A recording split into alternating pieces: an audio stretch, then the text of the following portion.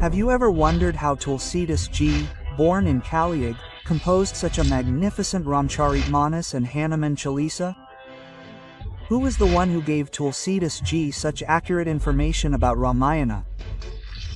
And who was the one who gave accurate knowledge of Vedas to Shankaracharya, Ramanujacharya and Madhvacharya, and who met Prithviraj Chauhan when he was wandering in the forests after losing the war to Muhammad Ghori?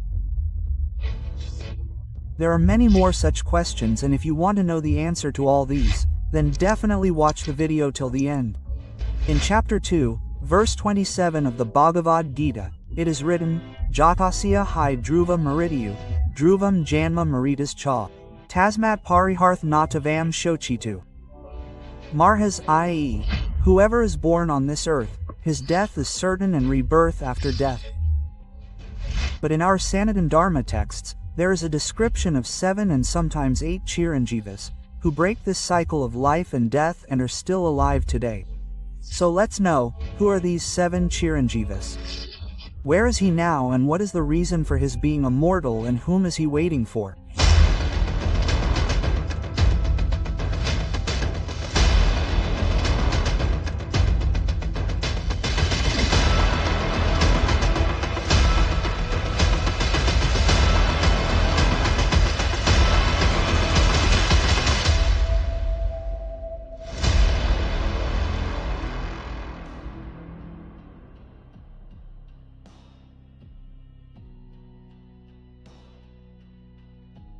The first name in the list is of an incarnation of Shiva, who is Mahabali Hanuman, the lord of 8 siddhis and 9 treasures. Hanuman Ji is the biggest devotee of Lord Sri Ram. But the question is, why is Hanuman Ji alive till today despite Sri Ram leaving this world by leaving his body? And whom is he waiting for? Why is Hanuman Ji immortal? The answer to this is found in Ramayana.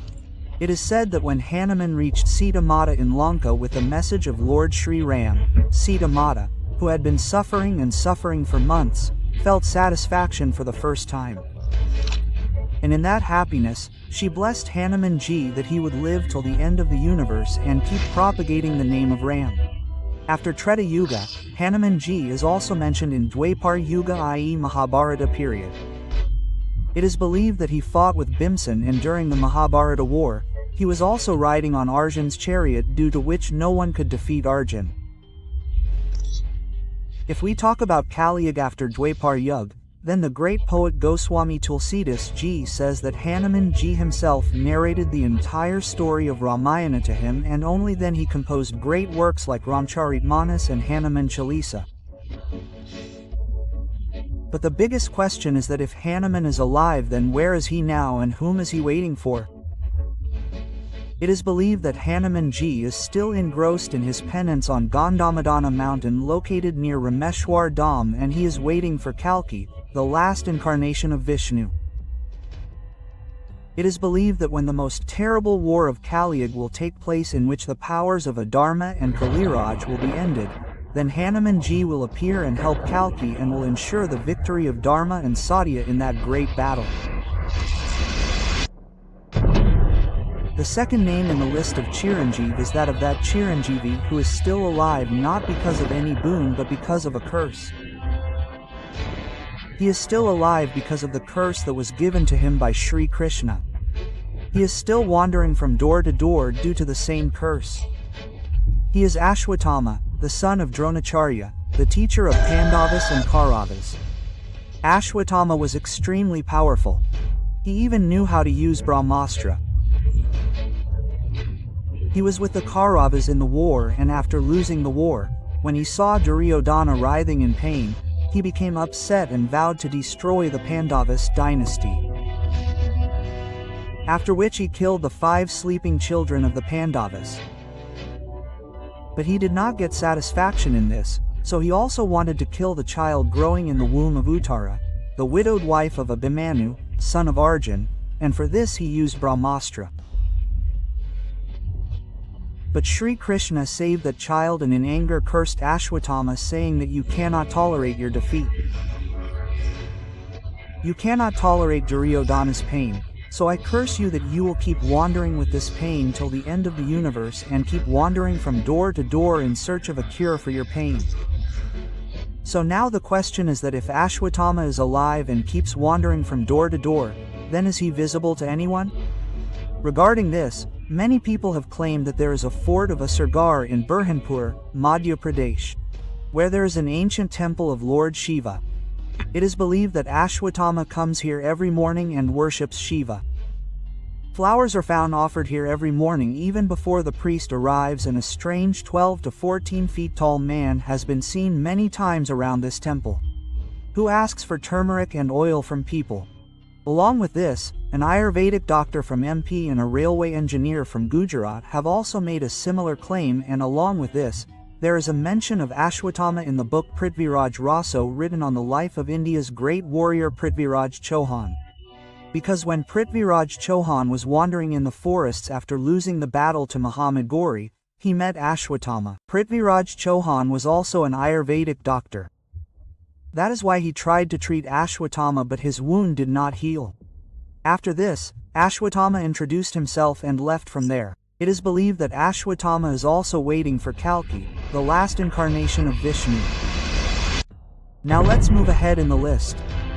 You all must know that Sri Ram was the last incarnation of Vishnu in Treta Yuga, and he had given up his body. But do you know that in Treta Yuga itself, another incarnation of Vishnu was born who is alive till date and has been waiting for someone for centuries? This incarnation is Lord Parashurama. Parashurama is also called Brahma Kshatriya because his father Sri Jamdagni was a Brahmin and his mother Renuka was from the Kshatriya clan. That is why the confluence of both the penance of Brahmins and the valor of Kshatriyas is seen in him. Parashurama's life was full of sacrifice, courage and revenge. According to the scriptures and Puranas, to avenge the insult of his mother and the death of his father, Parashurama vowed to make this earth Kshatriya free 21 times.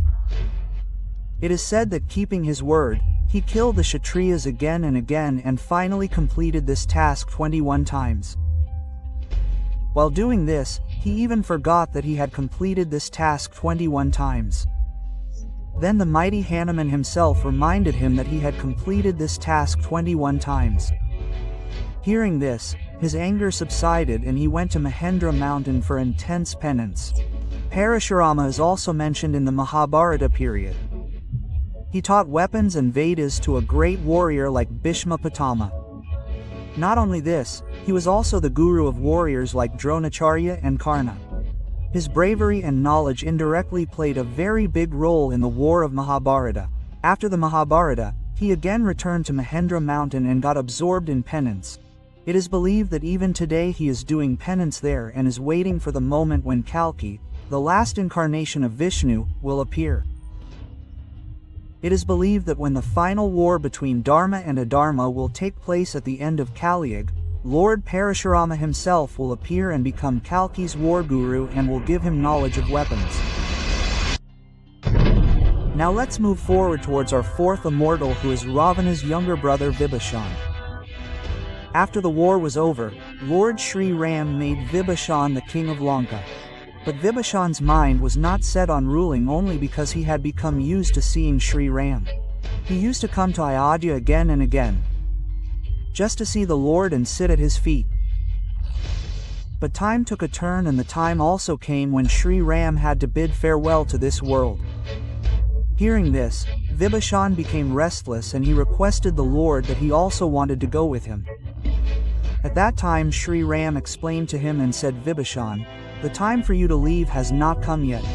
You will have to stay in this world because at the end of Kali Yuga there will be a terrible war in which Dharma and Adharma will clash once again. At that time you will have to help one of my incarnations. It is because of this boon and order of Sri Ram that Vibhishana is still alive. He is considered the invisible protector of Lanka, and it is believed that he is still protecting Dharma by staying in his world. Vibhishana is still waiting for the moment when the last incarnation of Vishnu, Kalki, will appear and he will have to contribute in the destruction of Adharma. Coming at number 5 in the list is the king who is the grandson of the great Vishnu devotee Prahlad, and he himself was a great devotee of Vishnu. He is King Bali. King Bali was a very powerful ruler, and he had conquered all the 3 worlds. King Bali was a kind and just ruler along with being powerful. But the gods became worried about his power and growing influence. Then Lord Vishnu himself decided to test his devotion and generosity. He appeared before King Bali in the form of Vaman, i.e. a small Brahmin boy, and asked him for 3 steps of land in the hill. Showing his immense generosity, King Bali immediately accepted Vaman's request and promised to give him 3 steps of land. Then Lord Vishnu assumed his gigantic form. With the first step, he measured the entire earth. With the second step, he measured the entire sky. And when there was no space left for the third step, King Bali unhesitantly put his head forward and said, "Prabhu, please put the third step on my head." Vishnu was pleased and placed his foot on Bali's head and sent him to the netherworld. But he was extremely pleased with his devotion and dedication and gave him the boon of Amrita. He also said that he would be allowed to come to earth once a year. That is why even today, every year on the festival of Onam, people decorate their houses with flowers and welcome King Bali. It is believed that on that day, King Bali himself comes to earth and blesses his devotees. Now next in the list are those great men who divided the Vedas into 4 different parts. These 4 parts are Rigveda, Atharvaveda, Yajurveda and Samaveda. Not only this, he also composed the epic Mahabharata. Yes friends, we are talking about Ved Vyasa Ji. Ved Vyasa is considered to be the greatest poet and writer of ancient India. It is believed that Ved Vyasa Ji will remain alive till the end of the universe only to keep the knowledge of Vedas and Puranas safe and intact. According to beliefs, after the Mahabharata war, he started living invisibly in a cave in Dandak forest located in the dense forests of Chhattisgarh. It is said that sitting here, he wrote the entire story of Mahabharata and made it immortal for the world. You will be surprised to know that only 4 best interpretation texts of the Vedas exist till date. And all of them were written in Kali Yuga. These interpretations were presented by Adi Shankaracharya, Ramanujacharya and Madhvacharya. It is also mentioned in Madhvacharya's biography that all 3 of them went to the cave of Ved Vyasa Ji, located at a short distance from Badrika Ashram, and there they received the knowledge of the Vedas directly from Ved Vyasa Ji. It is believed that Ved Vyasa Ji is still alive. He is immersed in his penance and is doing public welfare invisibly.